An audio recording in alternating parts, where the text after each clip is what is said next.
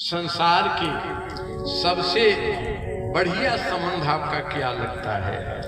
नारायण ने कहा सबसे बड़ा संबंध, बढ़िया मधुर अपना संबंध माता का संबंध मुझे लगता है, तब पिता का, तब गुरु का।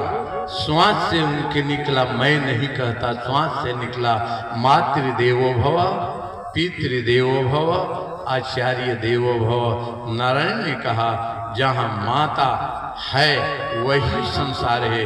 विनोबा जी ने तो अपने एक पुस्तक में यहाँ तक लिख दिया, अरे दुनिया के देवी देवताओं, तुम एक तरफ मेरी माँ, एक तरफ मेरी माँ के समान दुनिया में कोई सत्ता है न कोई शक्ति है, मेरी माँ जैसा कोई नहीं।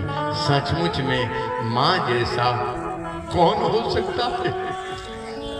माँ की सत्ता, माँ की ममता, माँ का प्रेम, माँ का दुलार, माँ का स्नेह तब पता चलता है जब माँ की छाया शरीर से उठ जाती है,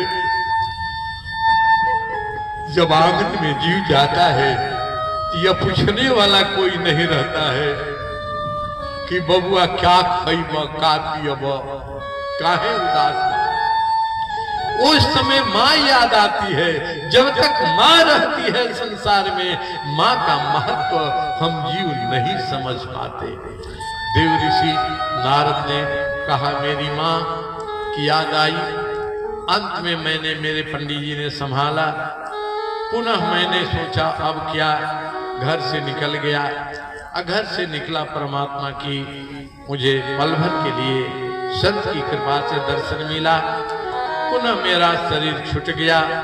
पुनः मैं आगे चल करके उस संत की कृपा से, सत्संग की कृपा से ब्रह्मा जी का मैं पुत्र हुआ। लेकिन ब्रह्मा जी ने कहा मुझसे कि संसार की तुम रचना करो, संसार बढ़ाओ। हमने कहा ना ना, संसार का मुझे मालूम है, संसारी क्या करते, मैं संसार नहीं बढ़ाऊंगा, मैं तो भजन बढ़ाऊंगा।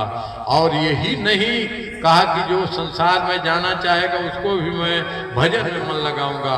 ब्रह्मा जी ने श्राप दे दिया, जाओ पल भर से ज्यादा एक पल भर तुम नहीं रहोगे। नारद जी एक पल से ज्यादा कहने तो नहीं टिकते थे उस समय। अब तीसरे जन्म की बात अंत में उदास होने लगे तो नारायण ने कहा अरे इतने उदास क्यों हैं? कहा ऐसी ऐसी घटना बढ़ी। कहा चिंता मत कर, आज से तुम मेरा बेटा बना। लो जब भी मैं उदासी हो ये बीणा बजाते रहना। तब से बीणा मेरे हाथ में आ गए। नारायण मेरे माता नारायणी, नारायण ही पिता मेरे बन गए। तब से तीनों